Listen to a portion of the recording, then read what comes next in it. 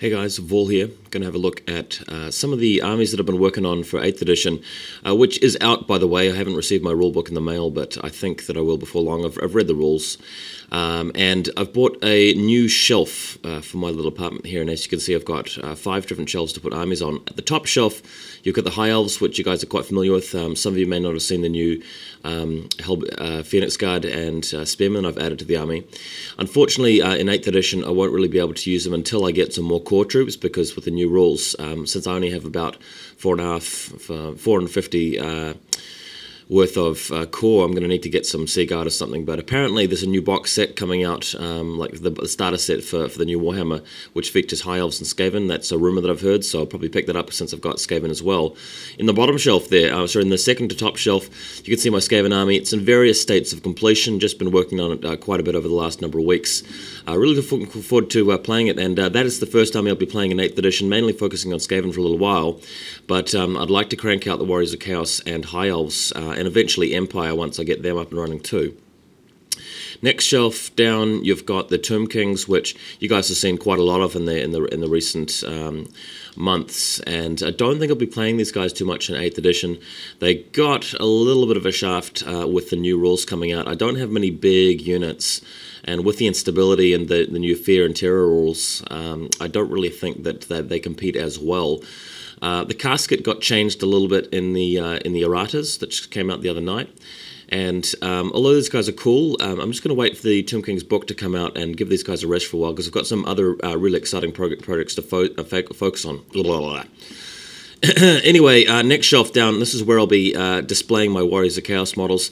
They are actually on just in packaging at the moment. Amy has a little Ogre Army set up here. Not all of them, just a few of them here. She's been working on their bases, painting them grey, and then going to be putting some flock over the bases as well. Looking cool, and in the background I've got a Demon Prince, Chaos Sorcerer, some Knights. Really looking forward to using Chaos Warriors, Warriors of Chaos in the new edition, because the rulebook gives you some new basic generic common items which are very powerful. You've got that potion of strength, potion of speed, or whatever it is. You've got that sword which gives you +3 attacks. Imagine all that in a Chaos Lord of Khorne, and plus you've got a new rule for frenzy now, where you don't really get frenzy baited as easily. And what I might be doing is putting together an army which is mainly based around Khorne, having a set of really powerful combat characters, and obviously just the basic level 1 or level 2 wizards for defense and offense too, because the way that magic works now, you can get away with having a couple of casters that are of relatively low level and still have a very efficient magic phase comparable to a one that a level 4 would generate. So that should be really cool, but I've bought a new box of Chaos Knights that won't be used as a unit of Chaos Knights, but they will be used for character and Warshrine conversions. So when I get time to convert some new models for the Warriors of Chaos, or whenever I've played a few games with the other armies, I'm going to crank out a game with Warriors in the new edition and see how they go. It should be a lot of fun with that frenzy. Finally, on the bottom shelf, I've got the beginnings of an Empire army. These guys have been on the back burner for a bit. I've got a lot more models to assemble in this. So far you can see a couple of big blocks of swordsmen. That's 25 each. I might actually merge them to a single unit of 50 given the new Horde rules. And you can see a couple of units of crossbowmen and handgunners, which are quite cool with the fire in 2 ranks thing. The pistoliers are a lot better now with the new range on pistols. Knights maybe not so good, but still worth having a unit, I think. And got some characters there, a couple of warrior priests, a wizard. There's a dwarf troll slayer in there. I'm not sure what he's doing there, just from a different collection. And a cannon. I'll be adding another cannon, hellblaster, more shooting and more infantry, and some flagellants, and maybe another character like a BSB. And then the army will be ready to go. So really looking forward to playing them, because I think Empire are possibly one of the best armies in the new edition for me, just with my playing style and my ideas. For example, in 8th edition, you've got the Imperial banner, which allows you to reroll all psychology tests within 12 inches of the BSB. Well, the rules naturally allow you to do that anyway now, so what I'm going to do is swap that for the Griffin standard and have them leading a big unit of guys like my 25 or 50 swordsmen, who will have effectively a static combat res of heaps.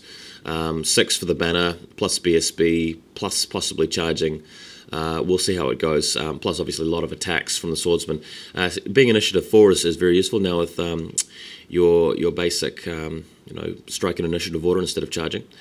But we'll come back to 8th edition rules a bit more later. I'm going to be posting a battle report soon, which will be an 8th edition game. It'll be a pretty casual game, but I'll work my way into it. Next photo, I've actually got this Orcs and Goblins army still sticking around, which I'll play a game with soon as well, just for laughs. As you can see, I've been hard at work with new dice, new trays, bit of scenery being worked on, a lot of paints and stuff strewn around, plenty of empty sprues, and a massive bits box full of little parts and things that I haven't really used on other models yet. So a lot of stuff being done Warhammer-wise. Next picture, going to take a bit of a close look at this new Scabbard Army that I'm working on, because that's the one I've been working on the hardest lately. Quite excited about it. The Screaming Bell is not an optimal choice for Skaven. In fact, you really want to go with a Plague Furnace if you want to really succeed with these guys. But I've gone with the Screaming Bell just because it looks cooler and it's, gains more style points, and I thought it would be more of a fun model to play with. I've been painting it, and I've just really painted the front of it so far. The back of it actually still needs to be painted. I've gone for a cool little lighting effect on the front with this blue.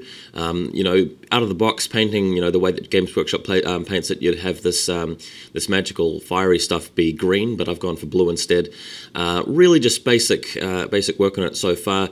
One thing I've been happy about is the source lighting with all the blue highlights around the fiery, flamey stuff, which I thought just looked cool. This picture doesn't really do it justice, but there'll be more pictures coming as I do battle reports showing you what this thing really looks like. Let's have a look at what we've got next. Doom Wheel. I've painted the interior of this before sticking it together, and I've left the outside unpainted because I just wanted to get this thing assembled so I could use it in games. So that's really forced me to work hard and actually paint the interior of it. I've got some Plague Sensor Bearers which have been converted using parts mainly from the Marauder Horsemen and Marauder Infantry kit, because I didn't use any flails in my Warriors of Chaos army, and these guys have been painted up. Quite cool looking. Their robes look all sort of cheesy and mustardy and foul, which I think is quite cool. The overall theme for the army really is going to be a yellowish colour. The base is going to be a flocked green, as you can see here. Not everybody's done yet. Only the Sensor Bearers and Rat Ogres have got that green flock on them so far, but it's looking good. In the next picture, you've got the Rat Ogres, which are really probably the most complete thing in the army so far. I've really built up a lot of highlighting on a lot of colouring on their flesh. There's probably 3 or 4 different layers there. What I do with this army is that most of the models I'm actually painting their skin blue first. Then I'm highlighting over it with a mixture of blue, brown, and white. Then I'm going over with an even lighter shade of that. So I wanted the army to have a more of a night lit colour, like they're sort of creeping out at night time.